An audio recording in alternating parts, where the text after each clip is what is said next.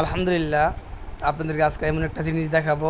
মানুষের অত্যাচারে এবং গরু ছাগলের অত্যাচারে বিলাই কীভাবে আপনার চালের উপরে গিয়ে ঘুমাই, দেখেন কত শান্তির ঘুম দিতেছে বিলাইটা। অবশ্যই আমি তারে গিয়ে একটু ঘুমটা ডিস্টার্ব করছি, কিন্তু অনেক আরামসে রিল্যাক্সে ঘুমাইতেছে।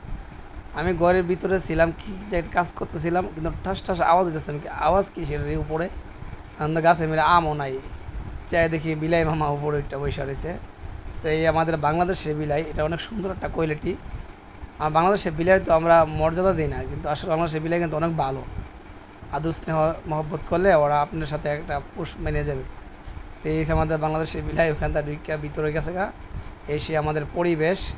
আর এই হচ্ছে আমার মালডা গাছ, আর এটা সরকারিভাবে পাইছি।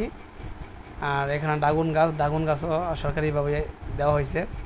মাঝে মাঝে কৃষি অফিসে গেলে আমরা ট্রেনিং মেনিং দিলে কিছু পাই এই গাছ। আপনারা দোয়া করবেন গাছটি যেন ভালো হয়, ফলন ধরে। পরবর্তী ভিডিও দেখার জন্য।